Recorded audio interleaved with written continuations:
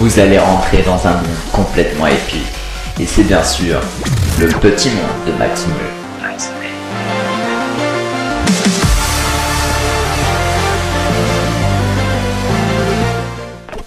Yop tout le monde, c'est Maxone et on se retrouve pour le premier épisode de Game Story. Donc qui sera sur Splinter Cell Blacklist, ou plutôt Tom Clancy's Splinter Cell Blacklist. Alors, ce jeu est un jeu d'action-aventure et d'infiltration développé par Ubisoft. Ce jeu est bien sûr la crème des crèmes, la base de tout jeu d'infiltration. C'est vraiment la base de tous les jeux d'infiltration quand on regarde. On regarde un jeu d'infiltration, on dira ouais c'est un peu à la style, voilà, Splinter Cell. Donc c'est vraiment la base. Alors, le début de la série Tom Clancy's Splinter Cell a commencé le 17 novembre 2002 avec le premier opus, qui sortira sur Xbox, puis PC et Mac. Je crois que Mac c'était un peu plus tard, ouais bref, ça n'a pas trop d'importance, c'est pour le premier tome, donc voilà. PS2, GameCube, Game Boy et même Night Gage, ouais. Une vieille console que très peu ont connue je pense, mais il est même sorti dessus pour vous dire. Et il sortira même en 2011 sur PS3, c'est pour vous dire, avec un PEGI 12. Alors que quand on regarde notre Splinter Cell Blacklist est un PEGI 18, ce qui fait un petit peu rire quand même. Donc ce premier opus marquera une longue série de 7 jeux. Mais pourquoi Tom Clancy? Alors ça, vraiment très peu connaissent ce détail. Tom Clancy est tout simplement un romancier en fait, qui a créé les scénarios du jeu Splinter Cell. Donc il a créé les romans Splinter Cell. En français Splinter Cell pour info c'est cellules dissidentes. C'est une appellation américaine pour les groupes d'opération de la NSA, oui. Ouais c'est bien ça. Mais cette personne a fait un roman pratiquement pour chaque sortie de jeu. 600 verront le jour, mais quand on regarde, ce n'est pas toujours égal, enfin, un roman n'est pas toujours égal à un épisode vidéo gaming. Malheureusement, l'écrivain Tom Clancy est décédé le 1er octobre 2013, donc personnellement je ne sais pas si un nouveau va sortir,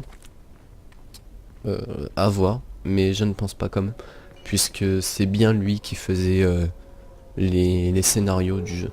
Donc voilà. Le jeu nous met dans la peau de Sam Fisher, un ancien commando de la marine de l'US Navy reconverti en agent d'élite de l'échelon 3. L'échelon 3 c'est quoi? C'est un groupe secret de la NSA. Bon, par contre, dans Splinter Cell Blacklist, on va parler d'échelon 4, puisque nous verrons, c'est la team, on va dire, a évolué depuis. Donc voilà. Et nous serons alors envoyés aux 4 coins du monde pour y accomplir le plus souvent différentes missions d'infiltration. Bon, c'est vrai, après, il y a des grosses bastos, il y a vraiment des combats un peu, on va dire à la Call of, où t'as pas d'infiltration, mais le plus souvent c'est des infiltrations. Enfin, je dis à la Call of, c'est durement dit, puisque Splinter Cell vaut beaucoup mieux que ça. Parlons vraiment là de Blacklist. Vraiment, on va se poser sur Blacklist, puisque normalement c'est ce jeu.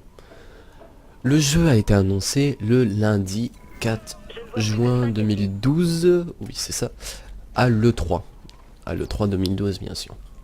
Alors qu'il aurait été annoncé pour le 29 mars 2013, puis décalé en août 2013, muni d'un moteur graphique Unreal Engine 2.5.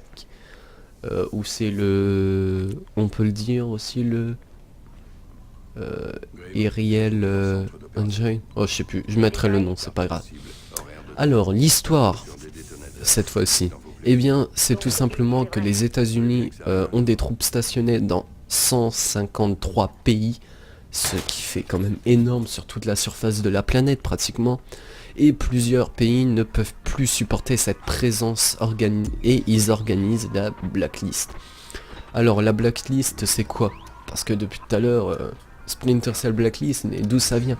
Eh bien tout simplement, la blacklist a été créée pour faire une série d'attaques croissantes contre les intérêts américains. Donc ça peut aller du pétrole, ça peut aller des usines, ça peut faire les bases militaires, tout ça. Donc c'est vraiment des attentats assez importants qui risquent de neutraliser la puissance américaine. Donc ce qui est assez gros. Et tout ça commence avec la destruction de la base militaire de Guam. Je crois que ça se dit comme ça, je suis pas sûr, hein. Je vais m'engueuler. Sam Fisher et Victor Coste sont alors des compagnons d'armes, sont alors en train de quitter la base lorsque l'attaque a lieu. Donc c'est Sam Fisher qui est notre héros, ça veut dire qu'il va bien se passer un truc. Ces deux compagnons parviennent à stopper l'assaut, mais Victor est gravement blessé. Donc Victor Coste, c'est un personnage qui sera souvent allié à Sam Fisher, enfin, il sera toujours là, quoi, dans les autres opus, sauf que celui-ci, il ne sera pas là, ce qui change un peu. Sam Fisher est nommé par la présidente Caldwell, qui est la présidente des États-Unis dans ce jeu, à la tête de l'échelon 4, successeur de l'échelon 3, utilisé dans les numéros précédents, comme je l'avais dit précédemment. Ça fait beaucoup de temps. Le QG est situé dans un avion, qui est appelé le Paladin 1. Cet avion pourra être amélioré à notre guise après quelques temps dans le jeu. On reçoit de l'argent, on l'améliore, style on pourra voir les ordinateurs qu'il y a sur la map, enfin à une certaine distance quand même. Et on pourra donc pirater ces ordinateurs, mais ça dépend. Il y a même les clés USB qui seront indiquées sur la carte. Il y aura aussi le radar pour les personnes, enfin les personnages non joueurs, donc les PNJ, les PNJ. Non, les PNJ, wow. Et plein de choses comme ça. Donc vous verrez bien, ou même le marché noir qui sera débloqué, enfin. Voilà, je vous invite à y jouer. Une aventure et une histoire vraiment, j'ai trouvé pour ma part vraiment intéressante, avec un gameplay très complet par son histoire enrichie avec ses interactions avec les PNJ qui sont ma foi bien pensées, puisque quand on arrive derrière un personnage, on le cut, enfin on le tue lentement, ou on lui écrase la tête contre le sol et puis on l'étrangle, tout ça. Vraiment les animations avec les PNJ sont très bien faites. Pour ma part, sauf quelques petits bugs, mais comme dans beaucoup de jeux j'ai envie de dire. Alors, le type de nombreux types de missions qui nous emmèneront vers un jeu avec une longue durée de vie, puisqu'il y a différentes missions et même un mode multijoueur qui est vraiment complet, qui est vraiment distant du solo, hein, on peut le dire, puisque nous n'avons pas les lunettes qui sont disponibles dedans, nous n'avons pas les mêmes équipements, et c'est vraiment, enfin, c'est assez difficile d'avoir un équipement dans le multi, sauf dans le solo. L'équipement, la personnalisation complète de l'équipement est intéressante, mais un peu trop facile à mon goût, avec des mouvements et des émotions de personnages réalistes, mais c'est vrai qu'il y a toujours des petits bugs, et bien sûr des graphismes vraiment à la hauteur. Beaucoup de jeux ont utilisé Unreal Engine 2.5, mais franchement c'était à la hauteur. Et pour compléter tout ça, un beau multijoueur comme je le disais, qui nous permet de jouer avec des amis sur des missions d'origine solo, mais qui nous ouvre aussi des chemins disponibles lors de ces missions. Mais aussi un joueur contre joueur sur lequel je ferai sûrement une vidéo un peu plus tard. Donc on peut quand même noter ce jeu. Alors j'ai noté d'un beau 8,5, mais pourquoi 0,5? Parce que j'ai eu du mal à trancher entre 8 et 9, donc 8,5 voilà.